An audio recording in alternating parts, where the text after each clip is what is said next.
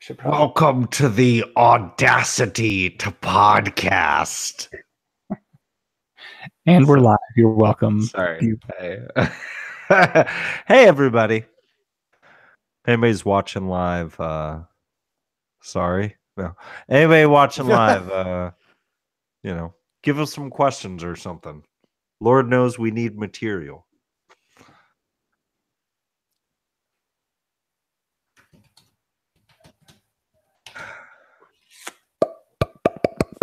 There's some material for you. There you go. I don't need this. This can die. What am I looking for? What am I looking for? I'm looking for something very specific, Jeff Solomon. Red-headed Italian. With green eyes. There, and this is what I'm looking for. Okay, I got it. Here we go.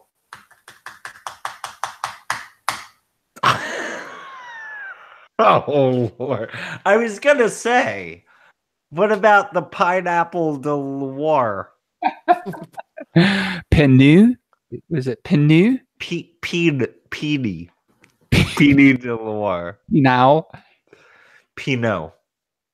Yeah, that's just, I would honestly pronounce it Pinot. Yeah, that makes sense. All right.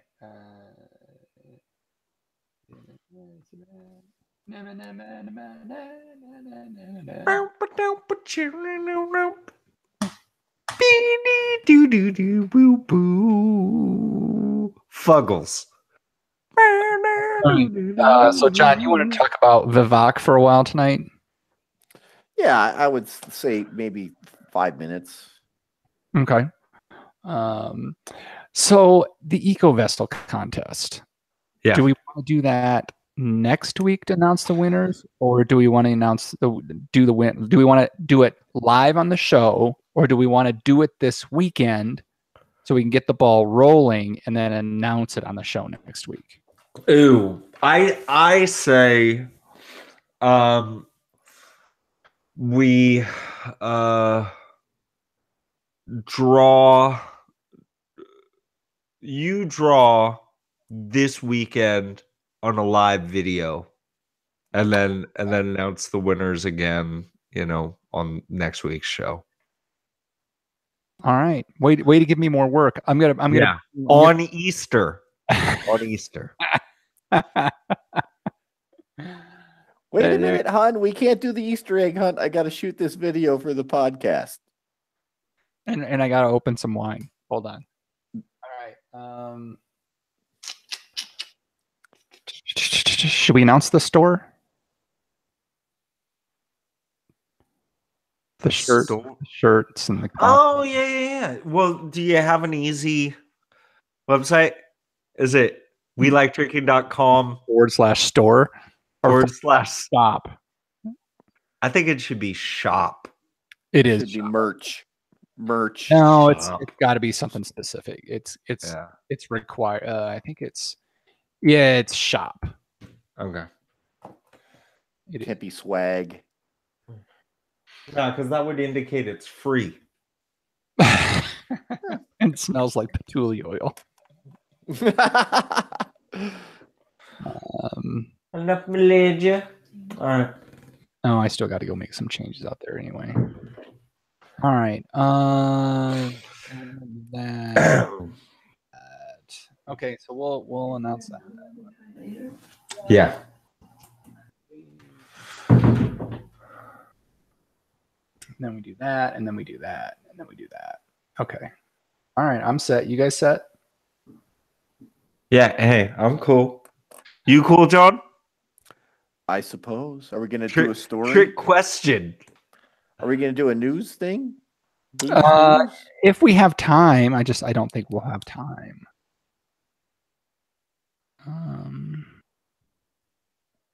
This is one I want. God damn it.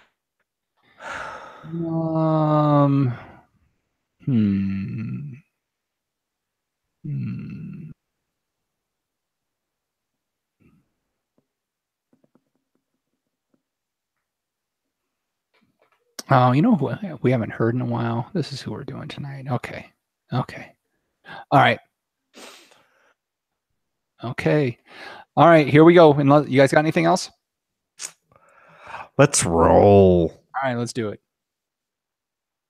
Hello, ladies and gentlemen. This is Martin Redmond of Enophile's Wine Blog, and you are listening to We Like Drinking Podcast, the podcast where you never have to drink alone and have some fun. Hit it. At the sound of the tone, the official We Like Drinking time will be 5 o'clock. Commence consumption.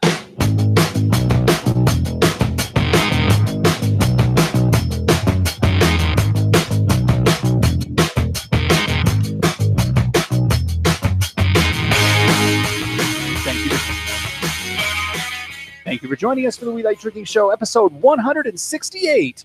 In this episode, we'll be discussing Steen, Vouvray, and Pinot de la Loire. So crack open your beer, uncork that wine, and let's get drinking!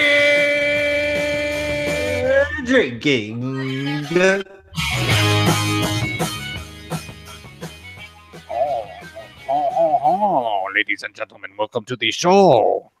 Are we wearing our berets? Where is your painter's smock? And then why do you're not smoking a cigarette right now? Why are you not part of the first family of wrestling, the Hearts from Quebec? I am a fan of Bret Hart. Are you now? The Hitman. All and right. his brother-in-law, Jim the Anvil Neidhart. Neidhart. My youngest son is so excited that he knows some German these days, so he's running around screaming "Nein" at everybody. Nein and Deutschland. So. Wow. Does he know good morning is Guten Morgen? We've tried telling him all that stuff, but all he really cares about is that he knows that Deutschland is not. Sprechen Sie Deutsch? The French immersion's doing wonders for him, as you can see. Oh my goodness. So cheers, listeners. You can tell what kind of show it's going to be tonight. The Tangent Show, I guess we could call it. So welcome to episode 168. One of our favorite little episodes where we go deep on a specific style of drink. But before we get to that, Jeff Solomon, just kick it off with your little micro segment that we've started adding to the beginning of the show. How about an ultra micro segment? What if we all go get some spray tans, and the next episode will be called the Tangents? Hey, so this is the last episode that you are hearing in March, and my goodness, you're hearing this the day that it's coming out, so you basically have today and tomorrow to make sure that you are part of this Eco Vessel 64-ounce Boss Growler giveaway. All that we ask of you, it's so simple. Leave honest review of your favorite podcast, the We Like Drinking podcast, in your favorite podcasting app, which is probably Apple Podcasts or not Apple Podcasts. It's either this or that. And then just share with us a screen grab of your review on your favorite social media platform. We're on Twitter as We Like Drinking 1. We're on the Instagram as We Like Drinking. Jump into the Tavern, our Facebook group on the Facebook, and just share that screen grab of your review. Include the hashtag EcoVessel to get yourself in on this goodness. Jeff Eccles has promised that he is going to step away from his Sunday brunch to record a live video on Easter, drawing names from a hat, so we can give away some Eco Vessel bosses to the big winners. But really, even if you buy an Eco Vessel, boss, you're a winner because you keep your cold drinks cold for 36 hours. You keep your hot drinks hot for 8 hours. And, John, Your room temperature drinks at room temperature for forever. that's right. Ever. I was not at all going to do the Easter Day live video, but now you've committed me to it, Jeff Solomon. So I appreciate that. Hey, no problem. And if you want to make sure that you're not missing it, if you're just anxious to see who wins, follow We Like Drinking on Facebook. I think that's the way to go. That's the easiest way to see that stuff. That's probably the spot to see it, I'm guessing. Yeah. John's flying TIE fighters around his bedroom right now. No, it's just one of those big paper clips. You spread the things out. It looks like a weird little airplane.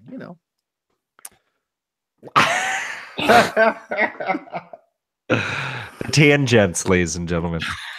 So you've heard everybody now. Or the pale nerds, I think, is more our style. Yeah, let's go ahead and put some voices, some names to the voices that you're hearing with our panel introduction, because we are joined by our usual panel members. We've got our wine blogger. He was prolific. Now he's kind of half-assing it. Oh, come on. I got spring break coming up. I'm going to be hecka prolific. Jeff Solomon. How you doing, Jeff? Hey, I'm doing well. Actually, I'm kind of sick. How is everybody? Go ahead and answer back to him, listeners. Go ahead and answer back. We're also joined by our beer brewer, John Ruyak. How you doing, John? All right, we're doing a beer tasting tonight, right? No, not at all. And I am your host, Jeff Eccles. So welcome to the show, everybody.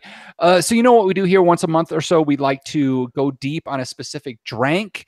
Last month, double IPA night, where these two yahoos both brought 3 each. That led to like a 40-minute after party. I think somebody may have slept in their chair. I'm not really sure. So. Well, the good thing is I only brought 2 bottles of wine this week. Excellent. We got some repours to fill those things up. So this month, I'm kind of in love with how we got here. So we went to the our private Facebook group, The Tavern, that you can visit by visiting welikeDrinking.com/tavern. And we put a poll out there on what people wanted to hear us talk about. Hear us get drunk too. So the top 4 that came out of that were Rosé, Chablis, Meritage, I'm sorry, and Chenin Blanc. So we took those 4 from the tavern over to our Patreons, and in a landslide victory, Chenin Blanc just walked away with it. It wasn't even close. So to our patrons, thank you so much for voting, and to everybody in the tavern, thank you for helping us get the numbers, get the wines in there. The best thing about it, we don't have to do anything. We just say, hey, you group, what do you want to hear? And let other people vote, and we're done. By the way, so I was the 1 vote for Meritage, if you didn't know. I figured. I wanted to lobby for it. I know of a winery that does a Meritage with 6 grapes, brah. What? Yes. They throw Carmenere in there. Oh, hell yes. Yeah. Maybe we should do that on our own. Just throwing that out there. All right, we'll leave it be. Maybe next time you suckers will make the right choice. Instead, we got to drink this stupid Chenin Blanc. Chenin Blanc. I mean, I can't believe we haven't done this one yet, because this is a monster grape. I mean, this is one of the classics. A lot of people don't know a lot about it, but it is completely versatile. So much going on with it that we should just get right into this, Jeff Solomon. So educate us, brother.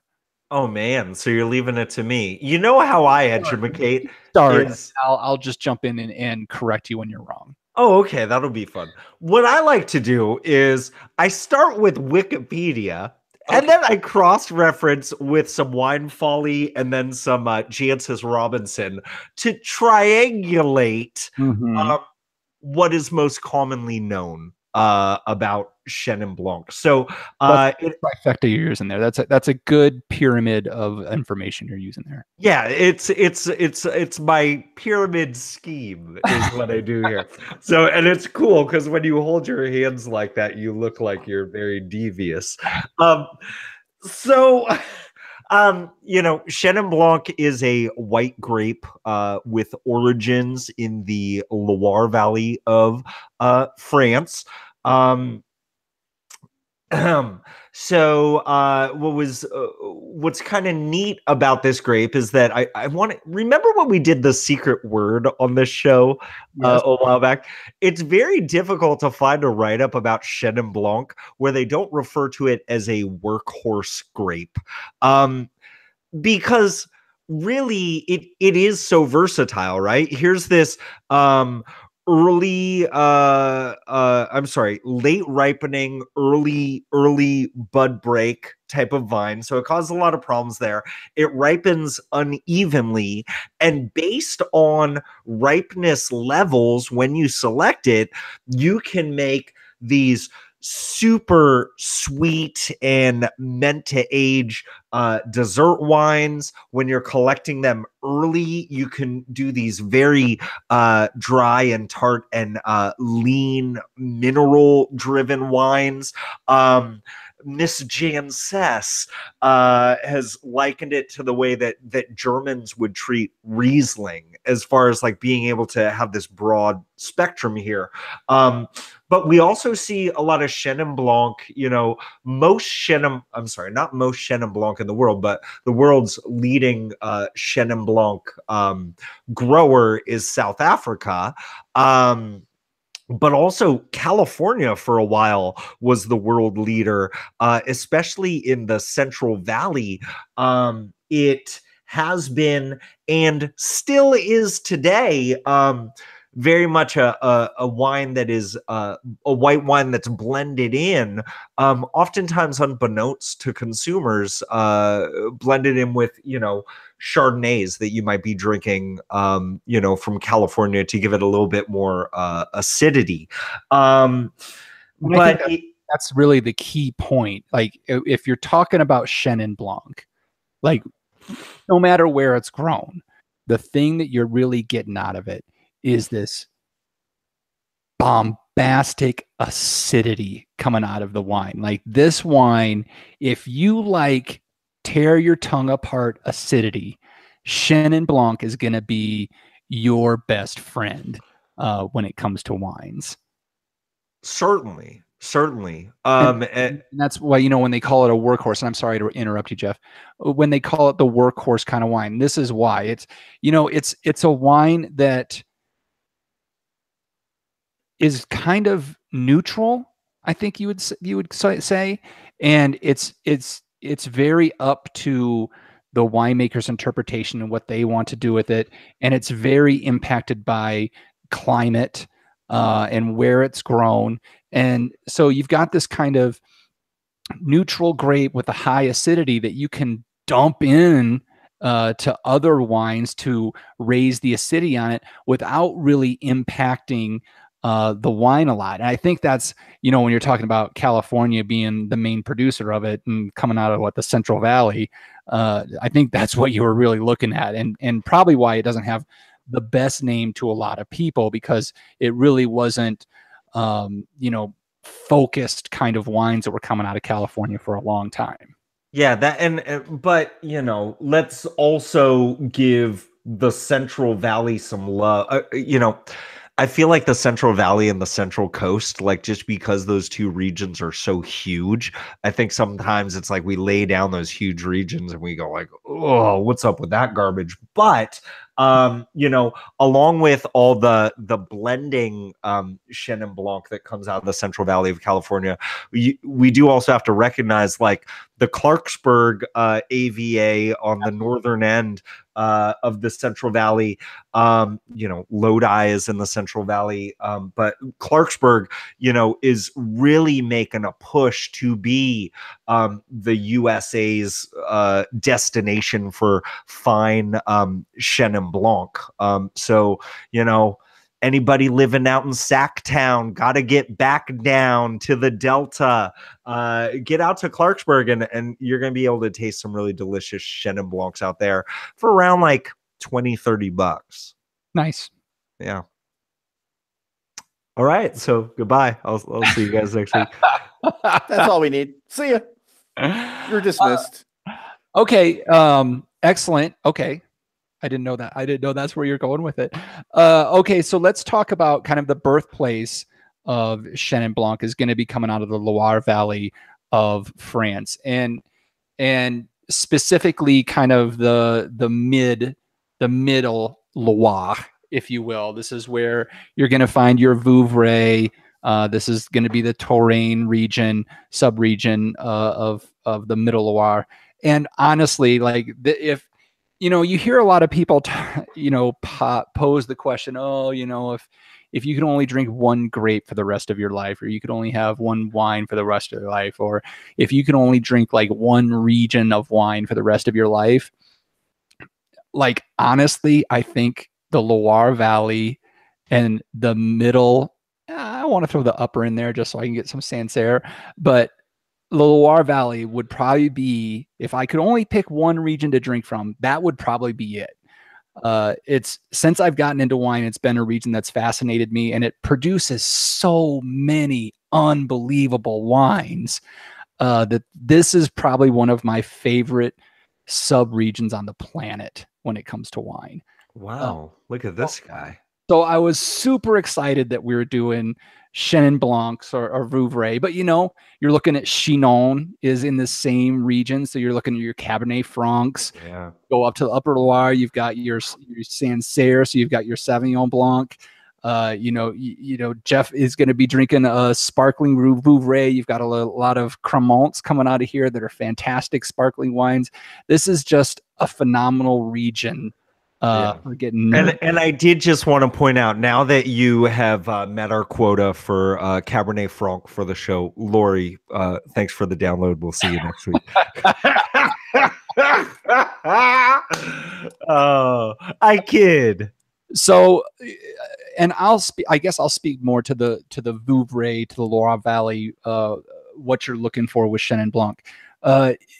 This is so this is a region that really can make some world-class Chenin Blanc, but it's really driven by the season. This is a very vintage-driven region where if they don't get enough warmth, because as Jeff was saying, this is an early bud break, late ripening grape. If they have a cooler season, it can be kind of rough. So for all the people that hate the global warming or climate change out there, this is a region that it's actually helping out a little bit, if you will, because they're getting a little bit warmer seasons, and the Chenin Blanc is able to fully ripen. I'm sure Valerie Caruso is falling out of her tubs trying to grab her phone to scream at me right now. But you know, so there's something there. But because of the acidity levels in it, you can get a wide range of sweetness levels out of these wines. With the Vouvray, you can get a sec, which would be a dry wine. You can get a tendre, which is going to be off dry. Demi-sec, which is going to be sweet, and then the Merlot, I think is how you say it. I don't know. Which is going to be Merlot. No, it's Moe. LLEUX, I think. Merlot. Molyeu. I'm going to say Molyeu. Okay, there you go. So this is going to be, you know, the beyond, you know, super sweet, most concentrated, noble rot kind of wines. So, and typically it'll say on it, like the one I've got tonight is a Tundra 2014 Tundra style. So it's going to be a demi-sec. So it's going to have a touch of sweetness, but that touch of sweetness is going to be offset by the ripping high acidity. John Ruyak, go ahead. So did I read that? So this wine is basically harvested at different times to get different characteristics out of it, and that they consider it such a workhorse wine and neutral because it's not very terroir specific. Was that correct, or am I incorrect? It's really driven by the terroir. It's like it can absorb that terroir of the region, but of where it's growing. But because it's such a late ripening grape and it's got such a long pull to get it to ripen, if it's a less than stellar year, when it's time to harvest, it may be still pretty unripe. You know what I mean? So it might be really high in acidity and not have a whole lot of sugar in it. But if they can let it hang long enough that it actually gets the noble rot on it and it turns into a raisin, then you're gonna have this ultra sugar concentrated grape. Did I answer your question, or did I just? So does it have a thick skin with such a long growing season then? So is it a little bit insulated from weather variations or no? I don't know the answer to that. I'm going to assume that it is not a very thick-skinned grape, but however, if Chenin Blanc starts their own blog, they're going to need to get a thick skin. Come on! I'm trying. You're trying too hard. So let's see a couple other things about this. Jeff Solomon. Yeah. What are some of the big notes that you'd expect to get out of a Chenin Blanc wine? Yeah, so the big thing that I would be thinking about along with that acidity is depending on the ripeness in terms of when it was picked or in terms of seasonal issues, you can get something ranging from a persimmon or a green apple, like very much in that tart tight range, going into more of a pear or a peach. That's going to be I'd put it on that sliding fruit scale. And by the way, Wine Folly, of course, has some great images of transitional fruits when it comes to Chenin Blanc. I think that would be the thing for me. And then also, what's kind of fun later is I'll be getting into this Chenin Blanc from South Africa, which is sometimes referred to as Steen. And, depending on the whim of the producer, sometimes these are richer, oak aged, Chardonnay invoking wines. And then sometimes you are going to get that more flinty and lean, Sauvignon Blanc style. So I think what's fun here is, what's interesting is we did that double IPA tasting last month, and it was interesting as we were trying to kind of pinpoint an IPA and a double IPA and stuff. We talked a lot about the fluidity of that style, and so I really think that what's fun about Chenin Blanc is while of course terroir is this big driving force, it is something that can play off of the whim of a particular wine producer. We might have a general expectation that a New Worldian winery is gonna go later to get more of those ripe, lush fruits. We would imagine an old worldian producer is going to go for that leaner style, unless they just want to go full on dessert, a la Sauterne. as a reference point. Obviously, Sauterne is made with Sauvignon Blanc and Semillon and all that stuff. So leave me alone, you nerds. So I think that's the thing that's fun for me, is just exploring the styles of the different producers here. And especially what's fun for me is, like, I never even thought about Chenin Blanc in a sparkling wine. And so, the first wine I'm drinking tonight is just a straight up sparkling Vouvray. Not even a Cremant de Loire, but a sparkling Vouvray. Nice. I say we do that then. Yeah. Friggin' A. Do you have anything else? Or John, do you have any other questions? When do we get to smell it and drink it? Let's do that now, I'm thinking.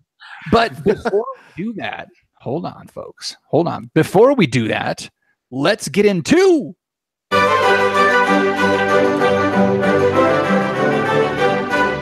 grape, hop, or pop culture references, where I give these guys a term and they try to tell me if it's a wine grape, a beer hop, or a pop culture reference. I was worried for a second. I thought I did too. Wait, who subscribes again? But I did get it right. The term this week is smarad.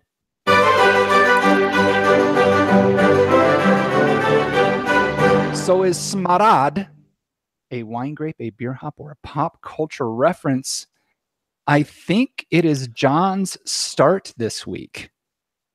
Okay. Can you spell smarad for us? I sure can. I was really hoping you wouldn't ask, but to spell it, it would be SMARA, wait for it, GD, smarad. My first thought was that was like the disowned brother of all the dragons in The Lord of the Rings. Yeah, Smaug and Smarad. Yeah, Smarad. Yeah, he was like the ne'er-do-well brother that just never really made it as a dragon or a worm. But he was scared of Lake Time. I've seen this term before. I believe this is a wine grape. Wine grape. You want to go for a country of origin? Oh, I think it's from the Ural Mountains in Russia. Okay, there we go. Jeff Solomon, smarad.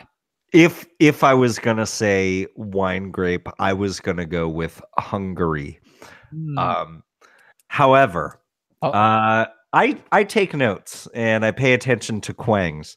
So here's a 2-week quang for you. Last week, lovely guest Jeff Burrows of foodwineclick.com had mentioned, after he totally got this whole thing wrong, that he listens all the time and we rarely choose hops, right? Right. So that's just sticking in my mind. Yeah. And I see smaragd and I'm like, I just don't know. Here's what you got to ask yourself, Jeff Solomon. Yeah. You've been talking about your quangs, right? Yeah. For a couple weeks now. Yeah. So am I the kind of guy that would know that you would know that I would probably say hop because Jeff Burrows said hop? Therefore, the answer can possibly be a hop. Never trust a Sicilian with deaths on the line. So here's the thing. So smaragd, I'm like, I just don't know where, like, a hop variety that would come from like the area where it sounds like the name is coming from. But then here's the crazy thing. John Rujak starts talking about the Lord of the Rings. Mm-hmm. And then I'm like, New Zealand. Uh-oh. And then I'm like, hops. Smaragd is a New Zealand hops variety. Okay. Smarad is in fact goddamn hop.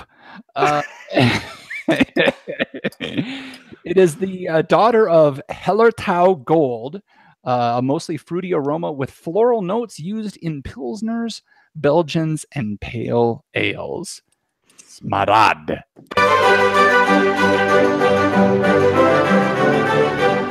I might have to go back and listen, Jeff. I mean, I'm thinking you're like 5 out of the last 6 or something like that. You're like, Yeah. I've got to pick up my game on this, don't I? he's like in my head. Jeff's like in my head.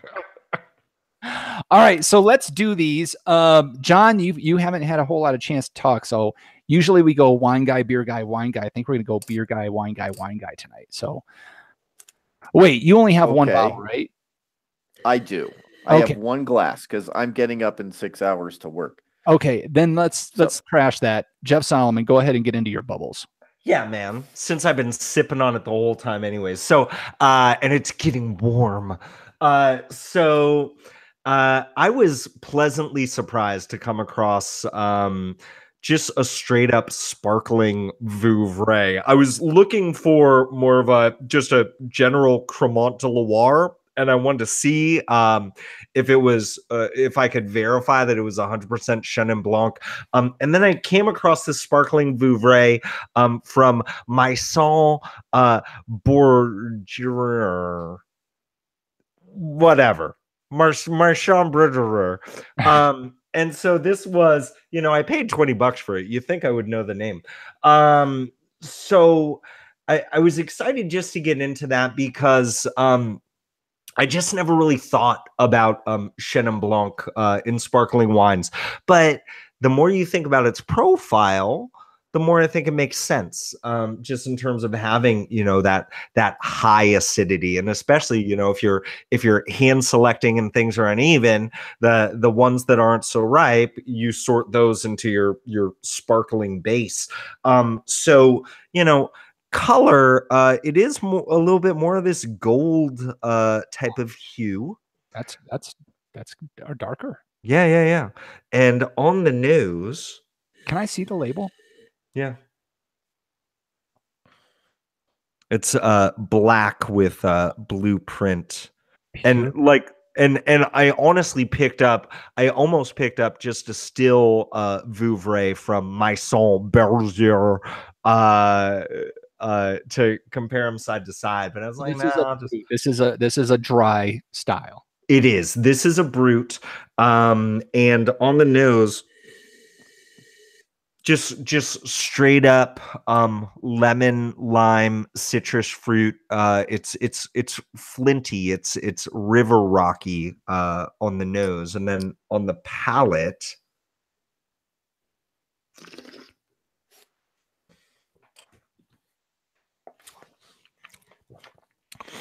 I love this long acidity.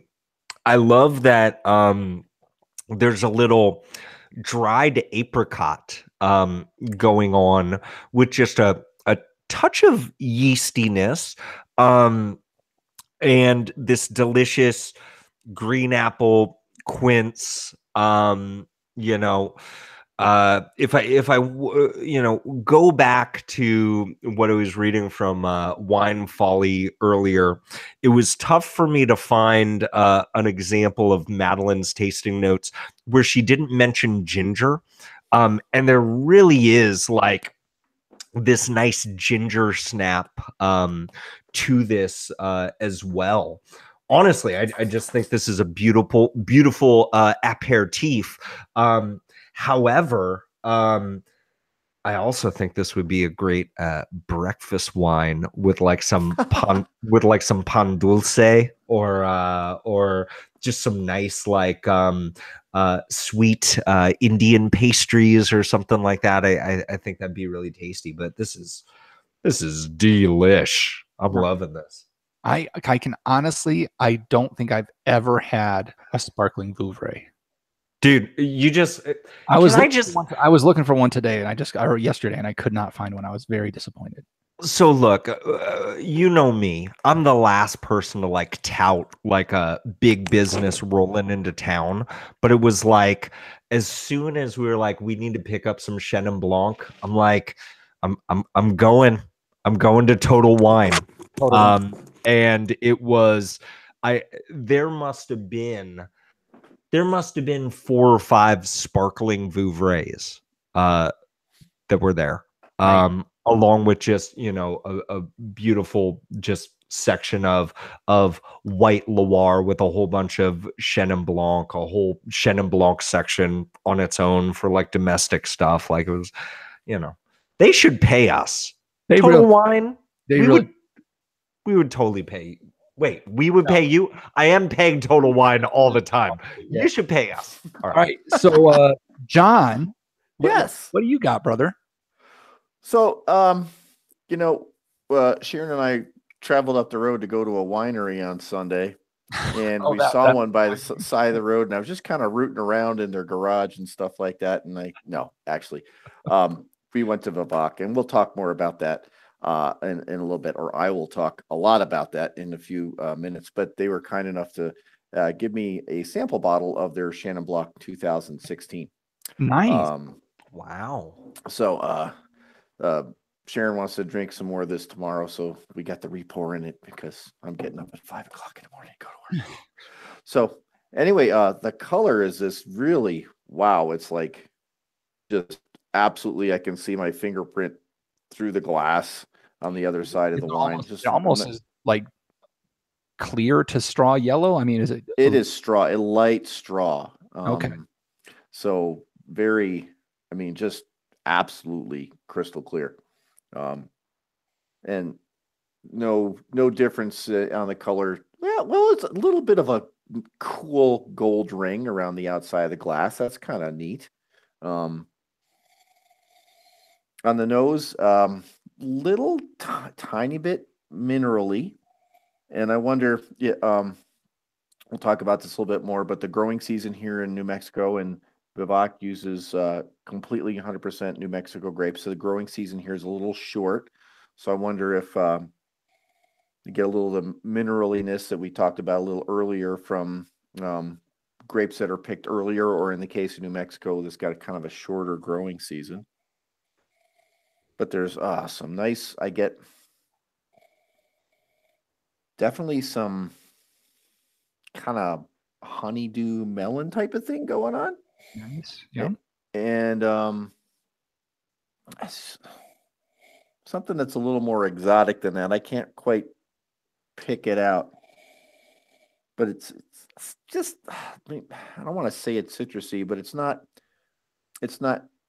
apples or pears or anything like that to me. More guava. The fact that I've probably only smelled a guava 3 times in my life. Mango. I don't know if not a tropicalness, but I can't pick it out. It's not, Do you? I guess there. Excuse me. Do you get a note of Fruit Loops? Ooh, sorta, but. So not one particular color of Fruit Loops, just like when you open the box. So that is more of like a honeysuckle kind of aroma. Oh, okay. And it is a little floral. I mean, there's a lot of honeysuckle around where Sharon grew up, and so that aroma is pretty known to me. Maybe just forgot it. But honeysuckle is almost sickly sweet to me, and this is not. Okay. And to taste, let's give this a whirl.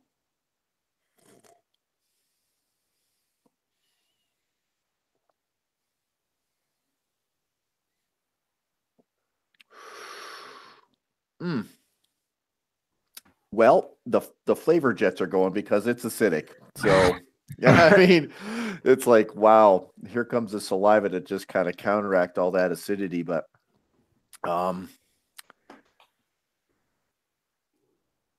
definitely, that melon, that honeydewish, rocky Ford melon type of melon flavor.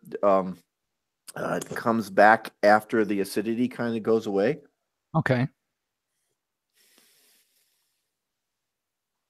There's none of that Fruit Loop on the palate, which I'm thankful for. How about the Lucky Charms? Yeah, the rainbow ones. Yeah, I think the mineraliness, and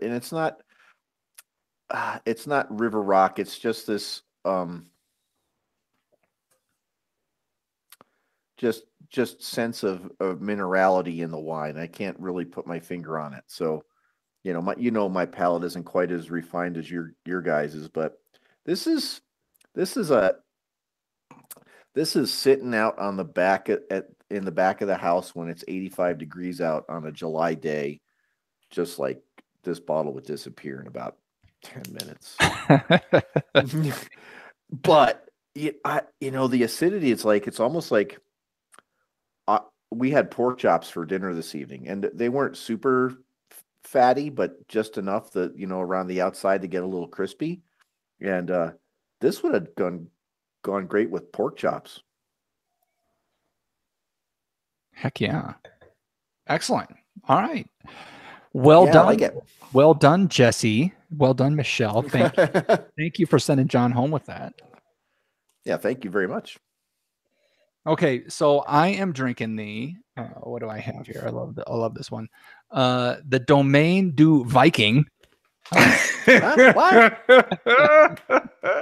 I am not lying. If you can get the Domaine du Viking. So this is a 2014 Vouvray Tendre, if you will. So this is going to be a little bit off dry. On the nose, let me show you guys. A little bit straw yellow. I'd put it in that class. On the nose, definitely getting a lot of apple notes, but it's less green apple. It's more like like a yellow or red apple kind of aroma on it. I am getting a little bit of honey notes as well. Some of that ginger, a lot different than a lot of the noses that we talk about. I am getting a little bit of lemon rind, if you will, as well. Not a whole lot of earthy notes, which kind of bums me out because I like that. But yeah, no real oaky notes or anything like that as well. I'm going to see how many times I can say anything like that during this tasting. Now on the palate,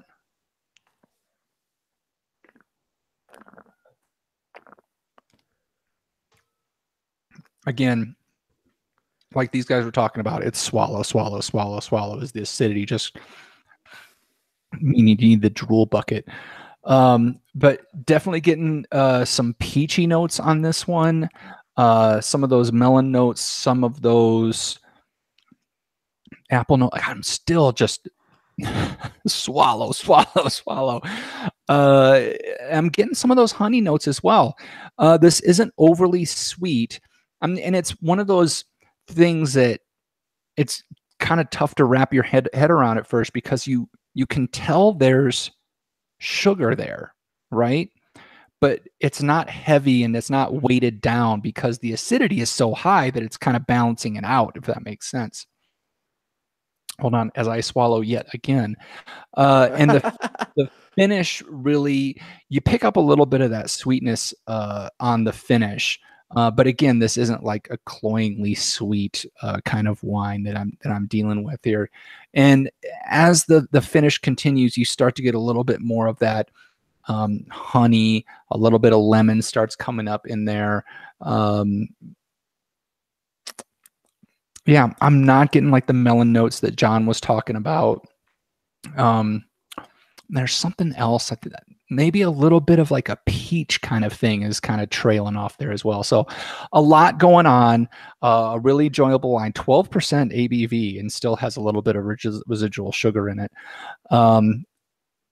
Definitely something you could have, it's not really a dessert wine or anything close to that, but this would be a good like after dinner kind of wine when you're just kind of kicking back. A lot of, John, the pork you were talking about, this might be really good with that.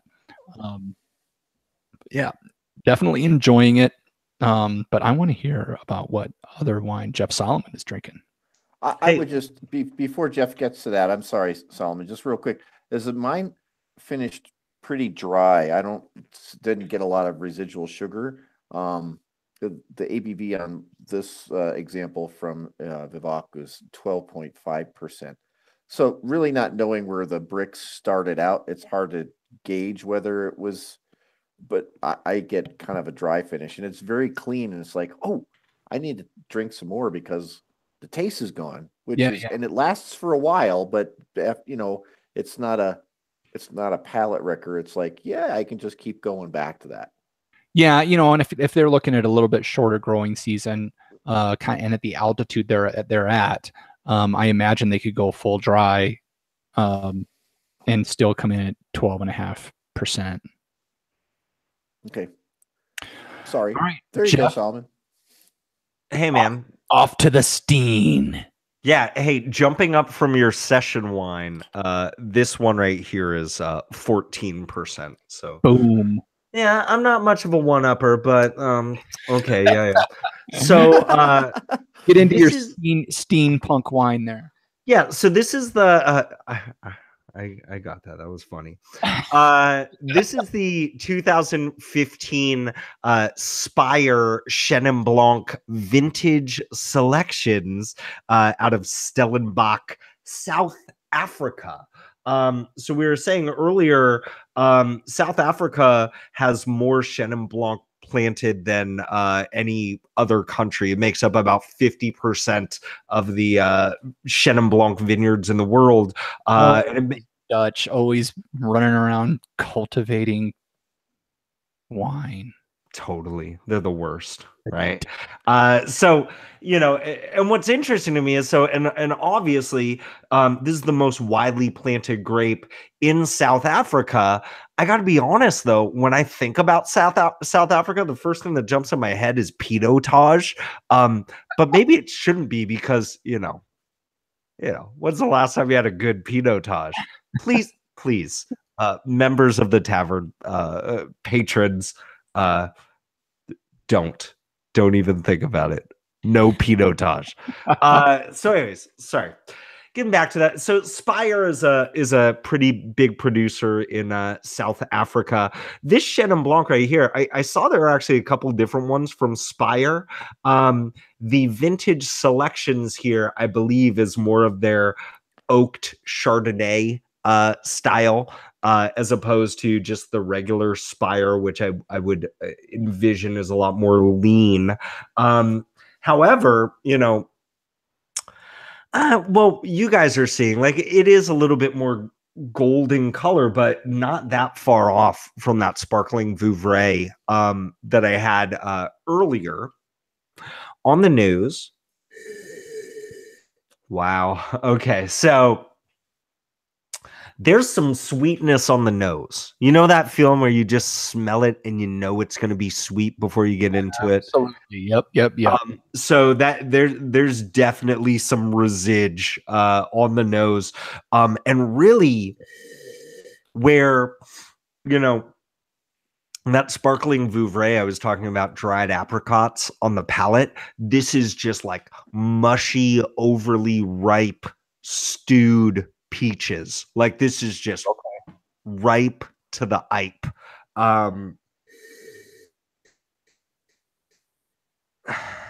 Yeah. Peachy and honeysuckly. Wow, it's just really ripe and intense on the nose. It's tough to get past anything else right now. By the way, they do recommend that you serve this ice cold, is what they said here. So I don't know if you should ever write that on your label. Go grab a couple ice cubes.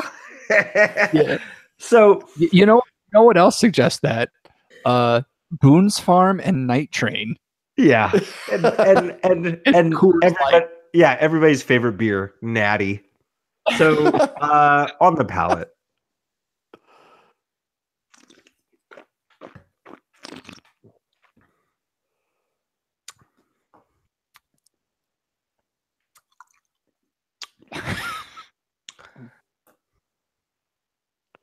Okay, so this is definitely I can see stylistically how folks might liken this to a new world, low cost, heavy on the oak Chardonnay. Like, this is gnarly head Chardonnay to me. Oh, okay. All right. So I want to talk about what I like about this. So give me a second. Let me try to find something. Let me try. Did he go back to the sparkling Vouvray? There's a good weight to this wine. Okay. That stewed peach that I was talking about, it's definitely there on the palate.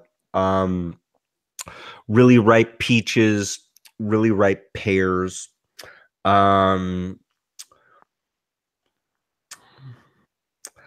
there's oak in there. It could have been that the wine was aged in oak, or maybe there was some oak aged in the wine. It's like kind of like a little bit abrasive.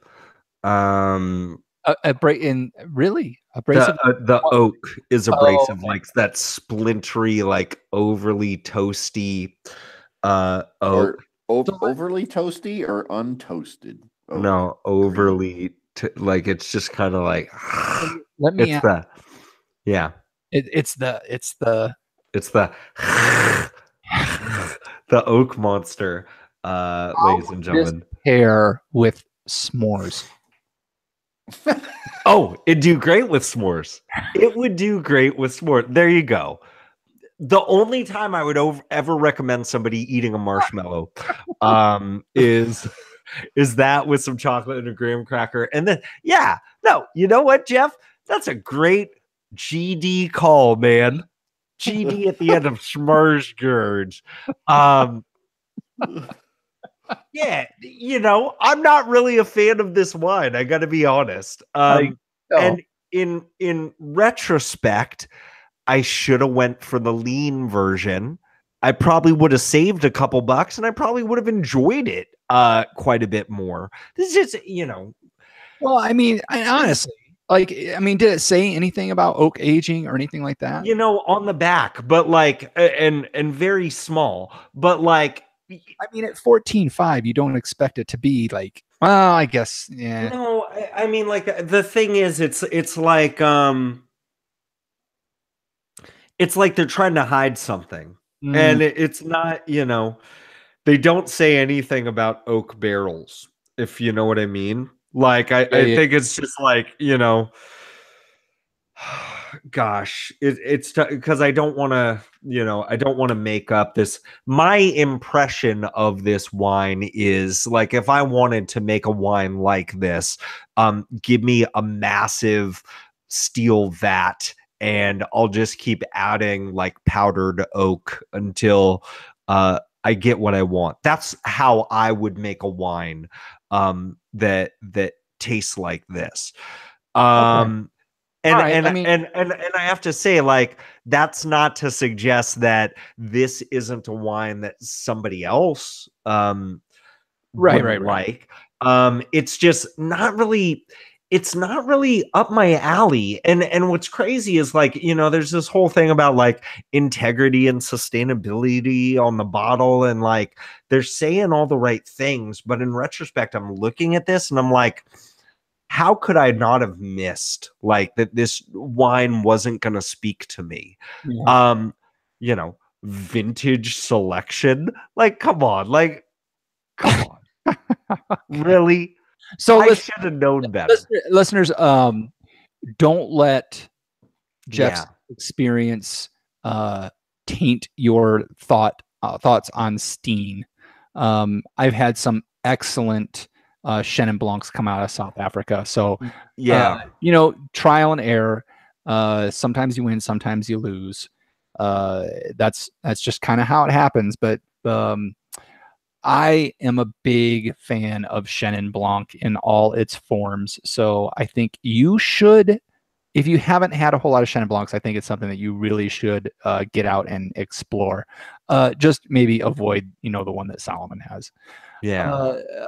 So thank you guys. I appreciate it. So I think we learned something. I think we learned that Jeff Eccles is a staunch, overly oaked Steen apologist. And if we're making up lies about me, let's move into what's up. So what do we have our eyes on, or what do we have coming up? Jeff Solomon. Wow. I got to scroll down. You already talked about the Eco Vessel contest. It ends this week. So if it's this is it, folks. Today or tomorrow, if you haven't done it yet, get us your review. Get it to us on the socials with the hashtag Eco Vessel and get yourself in to win it. You got a fantastic chance at winning these 2 Boss Growlers. So do it. Also, we have a We Like Drinking store available to you listeners if you want to get some merch for your favorite podcast in the world, us. So right now it's pretty small. We've got the logo shirt, the bird, the red bird, or the wine coming out of the glass.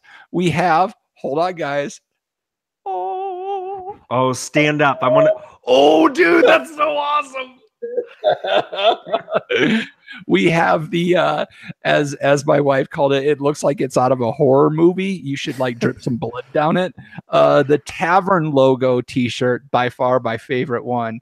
And the highly sought after coffee mug, the We Like Drinking coffee mug, is available to you. So if you're interested in getting some merch, including the team shirt, I love this one.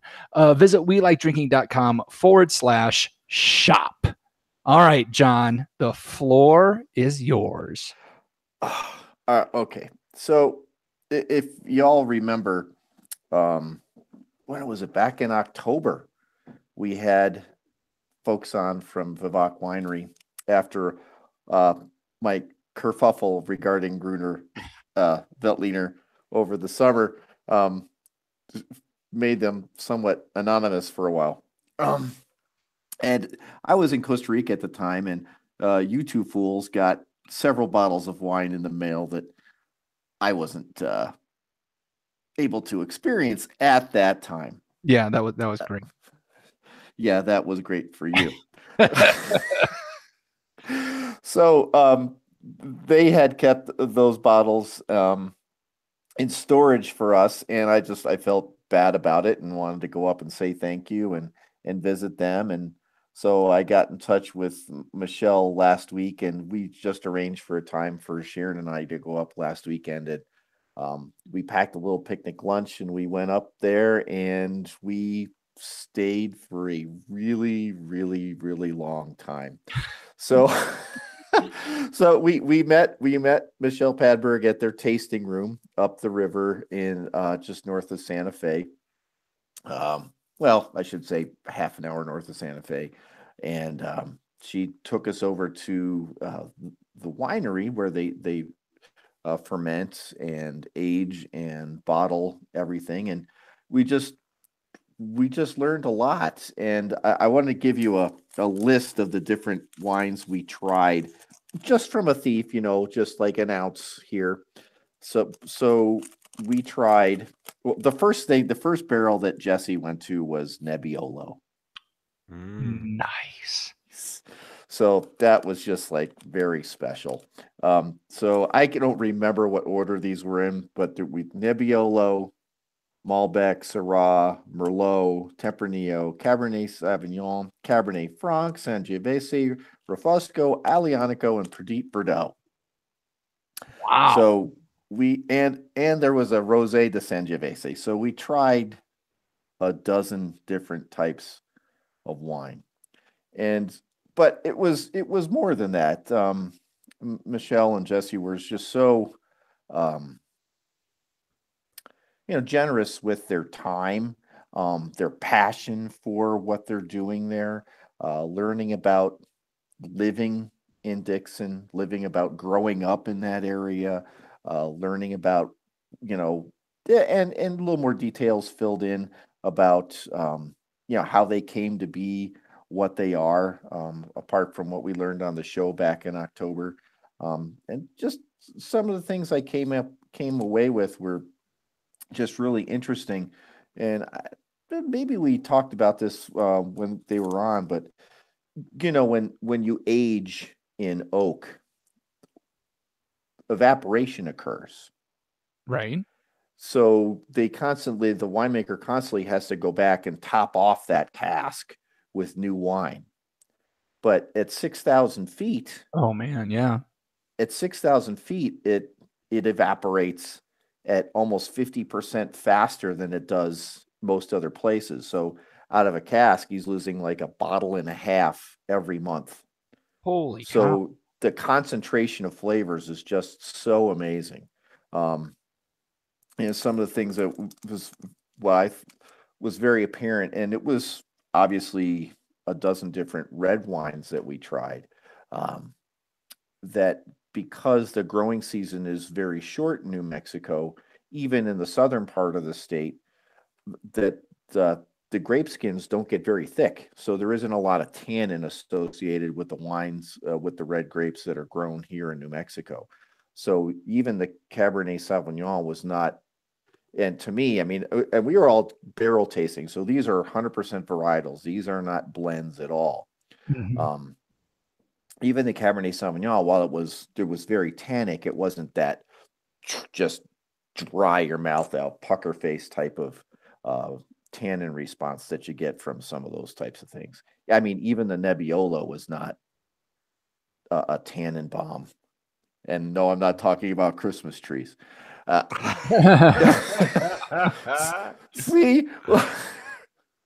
So now, have you done many barrel tastings before? Oh, we did that one at Alice Ranch those many years ago, and that's basically the only other one that we've ever done. Okay. Different So, experience, huh?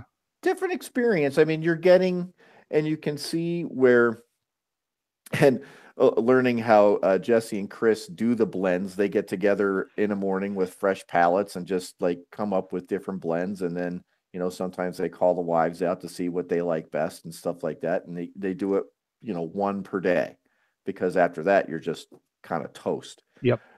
But in order to, it was interesting to see,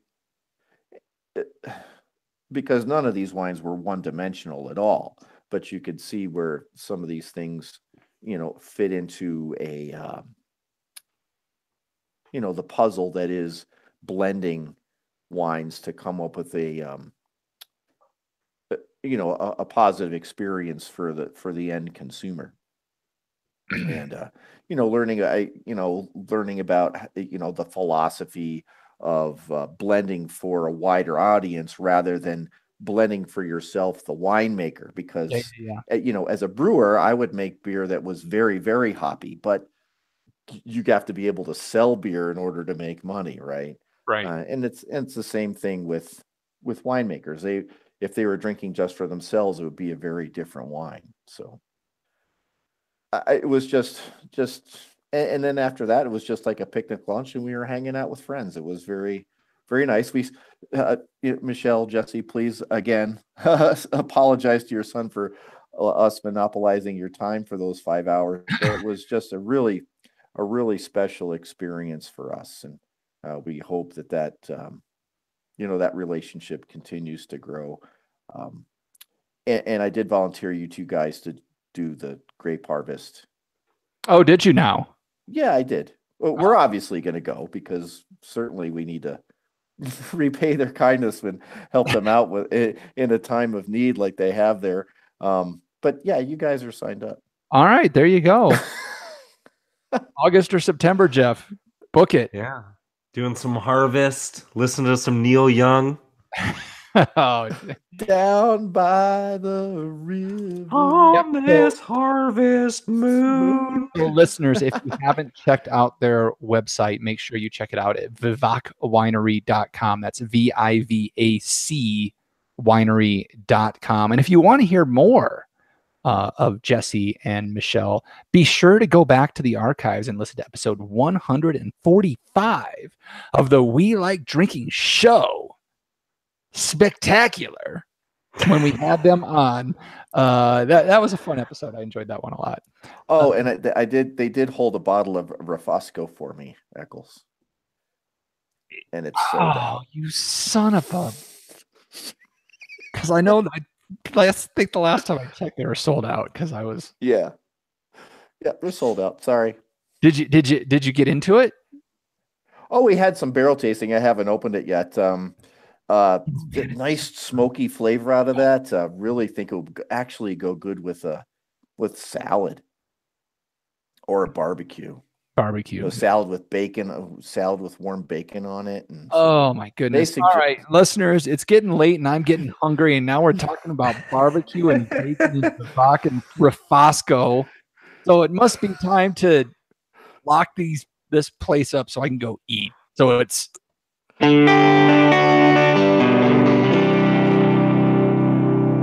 last call. Last call. Time to clean house and lock the doors. So, folks, you know the drill. We need your help. We need your love. And we need you to do some things for us if you got it in us. If you got it in you. Jeff Solomon, what's the easiest thing they can do if they want to learn more about We Like Drinking? Oh, dude, just follow us. Drinkcapades. Follow us on your favorite social media platform. We're on Instagram as We Like Drinking. Look for us on Facebook as We Like Drinking, and like us there, or join the We Like Drinking Tavern on Facebook. And of course, we're always on Twitter, co-opting the hashtag Pink Society as We Like Drinking 1. That's the numeral 1. Because there's some brat that did. Have they ever even posted anything? Not a single post. You'd think maybe we could get that Twitter account from them for I don't know, maybe for like a smoked whale testicle beer. Wow. Totally forgot about that. Yeah, let's try and do that. Yeah. John Response time 3 years. And you brought up the Pink Society. Who are the members of the Pink Society, Jeff Solomon? Who are the members of the Pink Society? Everybody who loves to drink pink. Drink the pink. Yeah. Like Dave Rizzari, there's Kimberly Zabrello,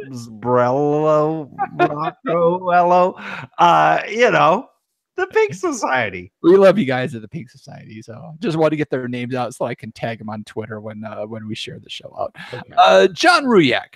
Yeah. What's the next level of help that our listeners can provide us? What didn't he say? he covered it all. I mean, you could go on like Apple Podcasts and iTunes and leave a review, like a 5-star review. And you know what? If you took a picture of it and you sent it to us, you could get entered in a contest. You could, you could, but you got to do it quick. That's right. That's right. What were you saying, John? I don't hear you. I know you weren't even listening to what I said, even though he gave you the thumbs up for getting it right. That's right. So go leave us a review. Give us a big fat 5-star review. Leave us a little quip about what you think about the show. And that would be a huge help to us to let other people know about the show and get to find out about us. And then if that's not enough and there's more you want to do, consider becoming a Patreon. Help the show stay alive. Help us keep the lights on. We need the help, and we would love to get it from you for as little as $1 a month. You get all kinds of cool stuff. Access to the show a day or two, or sometimes an hour before it drops on the normal links. You can get stickers. You can get to vote for what we drink, like the Patreons did tonight. You get T-shirts. You can help. What else are some of the things, guys? You know what I was thinking about? I was thinking about the after party. I was thinking about how this last week we released an old episode of the after party in iTunes, and so some of our subscribers randomly in their feed, they got this totally out of order after party. They're like, whoa, this is like from a year ago, but it's awesome. And this was a conversation I never heard. You get to hear them when they drop, if you are a patron. And God, that's one of one of my favorite parts of the show Absolutely. is listening to the after party and being like, I said that. But you can get John's beer recipe. You can get Jeff Solomon, his first and only cooking video where he shows you how to make guacamole, because that's cooking. Guac with Jeff. Guac with Jeff. Mashing with a fork is cooking. Yes. If you go high enough, you can either even direct us as to what you want us to drink. Lots of stuff available to use it to you. Like I said, for as little as $1 a month. So please help keep this show alive by visiting welikeDrinking.com/pledge. Yes, John? Wait. It doesn't matter how much you pledge on Patreon. I'm not drinking porter with cherry ice cream ever again. All right. Well, that was a lot for you to consume. So to drive it home, it's time for a movie quote with Wait, who subscribed? Where I give these guys a quote from someone fictional or non-fictional, and they try to tell me what movie it's from. All right. Current stuff here, guys. This has been released within the last year, so I hope you're up on what the kids are watching these days. Here it is. Oh my God, this is so cool. Martha, come look at my penis. No, thanks. All right, so there you go.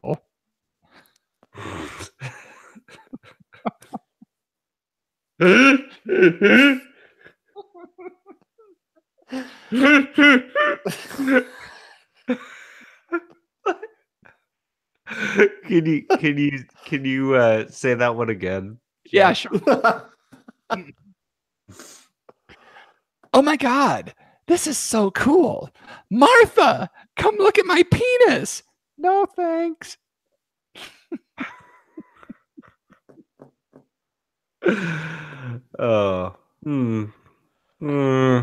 Anyone. I know how much you guys like to spend times at the movies. Spend your quality time. I'm just wondering. 2 movies in the last year. Yeah, that sounds like one of those movies where it's the admission price was $0.25, but every 30 seconds you got to add another one.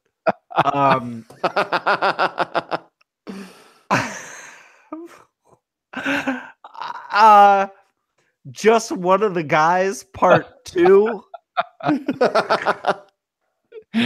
No, that's not quite right. John Ruyak, man, this episode is a long one. Sorry. Is that Up Part 2? No. Interesting route that you both went, because this is something of a sequel. Oh God, it was Star Wars. I knew it. Yeah. This was Jumanji, Welcome to the Jungle, with The Rock and Jack Black. That was Jack Black's character that did that, who was a girl and then got sucked into the video game and turned into a dude. And so very, very, sounds like a really good movie. It's a hilarious movie, Yeah. Jeff. It's very good. Jumanji. I'm so excited. I should have known. Because, on Twitter, Jeff Eccles was just raving, like, hey, everybody, I'm watching Jumanji. I'm really cool. You're not cool. Watching Jumanji does not make you cool, Jeff Eccles. Moving on, you can also find the show notes for this episode with all the links to the mentions we had at welikeDrinking.com/podcast. Oh, my goodness. Sorry, folks. It's a long episode, but Jeff brought 2 wines, and Jeff likes to ramble on when he's talking about wine. So with that, I'll say, okay, panel, let's take one last trip around this table and get some final thoughts before we shut off the lights. John Ruyak. I know what Solomon's having for breakfast tomorrow, but I know that I am not going to have stewed peaches. Okay. Jeff Solomon. Okay, here's the part where I direct the show. Jeff Eccles, are you listening closely? Okay. You need to stop the music right now so I can sing this song that I wrote while I was listening to John talking about Chenin Blanc. Sitting on the back of the house, 85 degrees on a July day. Drinking it in 10 minutes while I eat some fucking pork chops. Sitting in the back of the house, drinking wine. Okay, go back to the regular music now. Wow, did we have Otis Redding on our podcast? That's right. That's right. You couldn't tell the difference. No, I couldn't. That was awesome. And with that, I'll say thanks again for joining us at the We Like Drinking podcast. Where you'll never drink alone. I did somebody say Rudy Huxtable.